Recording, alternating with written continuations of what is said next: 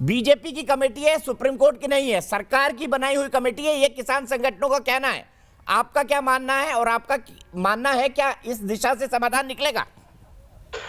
देखिए, जिस प्रकार का कोर्ट का निर्णय आया है, भले ही हमें भी असुविधाजनक या असहज लग रहा हो, जो जसवंत सिंह जी ने कहा उसकी बात में मैं आंशिक रूप से समर्थन में कहता हूं। संसद से पारित विधेयक सर्वोच्च न्यायालय के द्वारा रोक दिया जाए या संवैधानिक व्यवस्था के किसी प्रावधान में नहीं है, परंतु फिर भी हम इसे स्वीकार करके सुप्रीम कोर्ट की मंशा के अनुरूप अनुपालन करना सुनिश्चित करने का प्रयास करेंगे।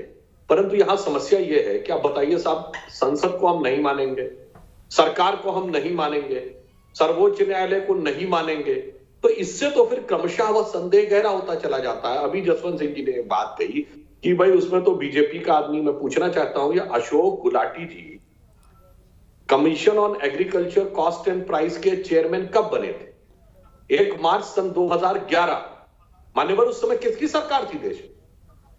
मनमोहन सिंह जी की सरकार थी ना, जिन्होंने इनको सीएससीपी का अध्यक्ष बनाया था।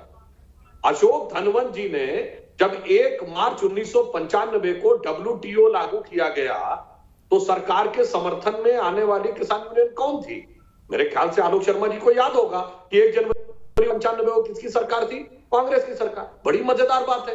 अब आप इसमें राजनीतिकरण करने लगते हैं, चेयरमैन बनाएंगे आप, समर्थन लेंगे आप, अब आप कहने लगेंगे कि ऐसा नहीं वैसा। अब यहां पे एक और बात मैं जसवंत समर्थता से कह देता हूं, आपने कहा हमने कभी नहीं, हमें क्यों दे दिया? मैं याद दिलाना चाहता हूं 2008 में भारतीय किसान यूनियन ने जो आंदोलन किया था, क्या उसमें एग्जैक्टली यही मांग नहीं थी कि हमें मंडी के चंगुल से मुक्त कराइए, मंडी की सीमा के बाहर हमें बेचने का अधिकार दीजिए, बाजार में बेचने का अधिकार दीजिए। आजकल कोई समस्या नहीं है, नेट पे जाके कोई भी चेक कर सकता है कि 2008 को भारतीय किसान यूनियन की मांग क्या थी। तो आश्चर्य की बात यह है कि अभी तक राजनीतिक नेताओं तो समझ सकते हैं कांग्रेस का चरित्र क्या था, कहते कुछ, करते कुछ, लिखते कुछ, बोलते कुछ, फिर अपने समय के अनुसार बदलते रहते। परंतु आज तो यह प्रश्न चिन्ह गैर राजनीतिक नेताओं पर भी लग रहा है कि जो आपने कहा आज आप उसके खिलाफ है, फिर आप संसद की भी मानने को तैयार नहीं, सरकार की भी मानने को तैयार नहीं। अच्छा, मान लीजिए आपको लगता है कमेटी वाले लोग एक तरफा है, सर्वोच्च न्यायालय में वकील कुछ भी बोले, आखिर में तो सोच समझ के न्यायाधीश निर्णय देता है ना। दोनों पक्षों के वकील तो दोनों के पक्ष में होते हैं ना, खूब जम के बोलते हैं, अंत में तो न्यायालय निर्णय लेता है ना कि क्या सही है क्या गलत है। तो अब एक और बात मैं कहता हूं, एक भी शब्द की आलोचना कभी आई नहीं कि जो करनाल में घटना हुई कि हम दूसरा आयोजन ही नहीं होने देंगे। क्या उन्होंने बोला गुरनाम सिंह जी ने? उन्होंने कहा कि ये पैरेलल में कैसे कार्यक्रम कर रहे हैं जब हमारा कार्यक्रम चल रहा है। अब तो ये मैं इसका उत्तर आलोक जी से चाहूंगा, मतलब कल के दिन आप कहेंगे चुनाव के दौरान दूसरी पॉलिटिकल पार्टी को हम रैली नहीं होने देंगे, हम कोई दूसरा कार्यक्रम ही नहीं होने देंगे, होगा तो सिर्फ हमारा होगा, दूसरे वाला हम होने नहीं देंगे।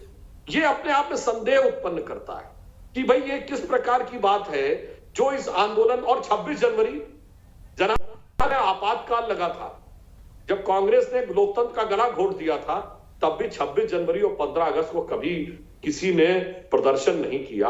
एक निश्चित आम सहमति होती है, यदि उसमें भी कर रहे हैं तो मेरे विचार से कई सारे प्रश्न हैं जो अपने आप में इस जवाब के आकांक्षी हैं कि यह स्पष्ट करना चाहिए।